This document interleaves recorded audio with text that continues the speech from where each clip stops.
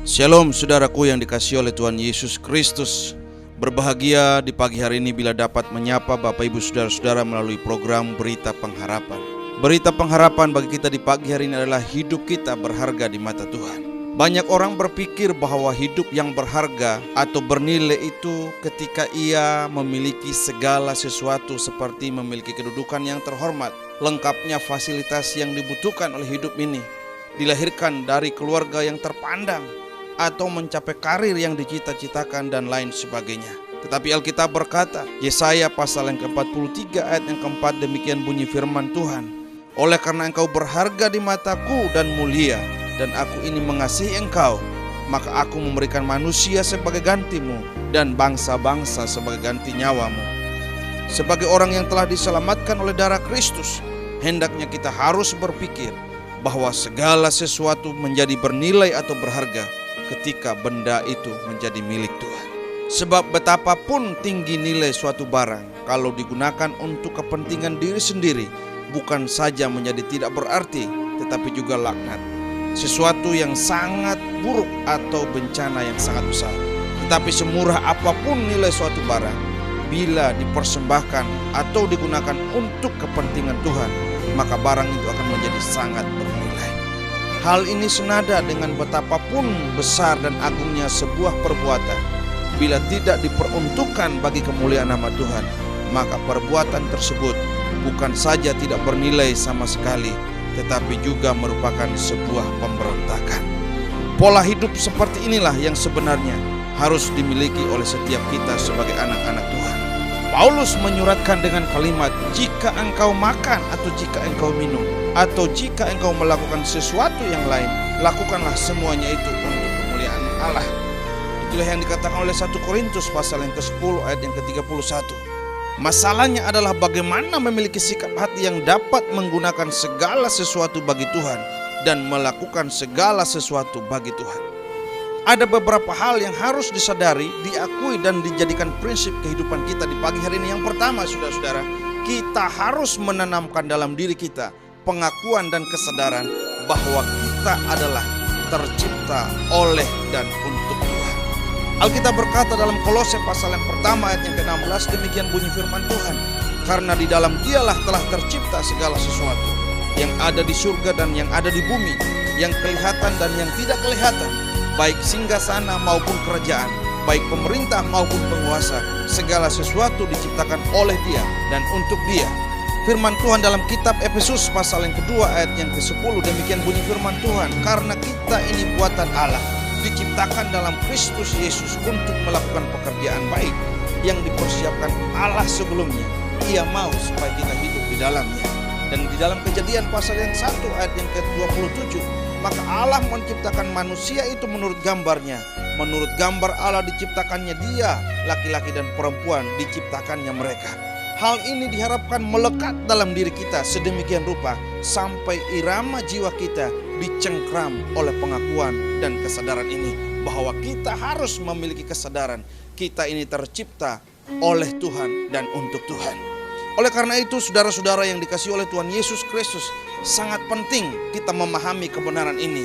Dan karena kebenaran ini begitu penting, maka kuasa kegelapan berusaha menutupinya dengan berbagai alasan seperti teori evolusi dan filsafat nihilisme, yang membuat banyak orang meninggalkan Tuhan, meninggalkan keyakinannya karena berbagai teori-teori yang ada. Bahkan banyak orang yang berani melakukan perbuatan yang menghancurkan dirinya sendiri, dan pasti orang seperti ini juga akan berpotensi menghancurkan orang lain. Hal-hal yang dibuat untuk menghancurkan diri sendiri dan orang lain seperti pergaulan bebas atau seks bebas. Ada seorang ibu yang begitu percaya pada suaminya karena suaminya ini sepertinya alim, rajin bekerja, pulang tepat waktu dari kerja, selalu perhatian dengan istri dan anak-anaknya. Tetapi yang membuat istrinya kaget ketika ada wanita lain yang datang ke rumahnya dalam keadaan hamil dan meminta pertanggungjawaban dari suaminya, yang membuat apa yang dilakukan oleh suaminya terbongkar selama ini.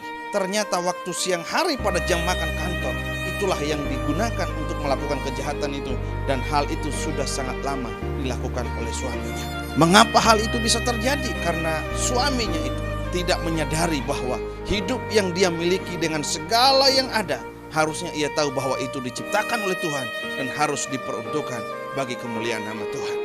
Banyak orang yang terikat dengan berbagai obat terlarang karena dia tidak menyadari bahwa hidupnya diciptakan oleh Tuhan dan diperuntukkan untuk kemuliaan nama Tuhan, sehingga dia mengikatkan dirinya kepada obat-obat terlarang yang membuat hidupnya akhirnya mengalami kehancuran. Banyak orang yang mati bunuh diri karena dia tidak menyadari bahwa hidup yang dia miliki hari ini adalah hidup yang diciptakan oleh Tuhan dan dia harus peruntukkan untuk kemuliaan nama Tuhan. Yang paling tragis adalah saudara-saudara, banyak orang di akhir-akhir ini di gereja maupun di mana-mana karena sikap hidupnya mengakibatkan orang lain meninggalkan Tuhan karena kehidupannya tidak menjadi berkat bagi orang lain. Cara hidup fasik seperti ini telah disuntikan ke dalam pikiran banyak orang Kristen hari-hari ini melalui berbagai hal seperti media elektronik, melalui film, melalui berita, melalui iklan. Kita melihat banyak orang yang dibawa, digiring perlahan-lahan untuk bagaimana dia melekatkan hidupnya kepada dunia ini dan meninggalkan Tuhan. Pergaulan masyarakat di sekeliling kita semakin hari semakin jahat, yang membuat kita lama-lama terpengaruh bila kita tidak menyadari bahwa hidup yang kita miliki hari ini adalah hidup yang diciptakan oleh Tuhan dan diperuntukkan untuk kemuliaan nama Tuhan. Yang kedua, saudara-saudara yang dikasihi oleh Tuhan Yesus Kristus, kalau hidup kita ini benar berharga di mata Tuhan, kita harus menanamkan di dalam diri kita pengakuan dan kesadaran bahwa kita adalah milik Tuhan yang telah dibeli oleh darahnya. 1 Petrus pasal yang pertama ayat yang ke-18 berkata demikian, kita ditebus dan lunas dibayar dengan darah yang mahal dari cara hidup yang sia-sia yang diwariskan oleh nenek moyang kita. Segala sesuatu yang ada pada kita adalah milik Tuhan. Haleluya. Kesadaran ini akan membuat kita menghayati bahwa hidup kita dari hari ke hari adalah milik Tuhan yang harus digunakan untuk melayani Tuhan dan pekerjaannya. Jika tidak, maka suatu kali kita akan ketakutan ketika menghadap Tuhan untuk mempertanggungjawabkan hidup ini di hadapan Tuhan. 2 Korintus pasal yang kelima ayat yang ke-10, sebab kita harus menghadap tahta pengadilan Kristus supaya setiap orang memperoleh apa yang patut diterimanya sesuai dengan yang dilakukannya dalam hidup ini, baik ataupun jahat. Dengan adanya kebenaran ini diharapkan bahwa kita semua bertobat dan melayani Tuhan dan pekerjaannya dengan segala sesuatu yang Tuhan telah percayakan kepada kita. Yang ketiga, saudara-saudara, kita harus menyadari sepenuh-penuhnya bahwa setiap kita dirancang secara khusus untuk maksud-maksud khusus dari Tuhan.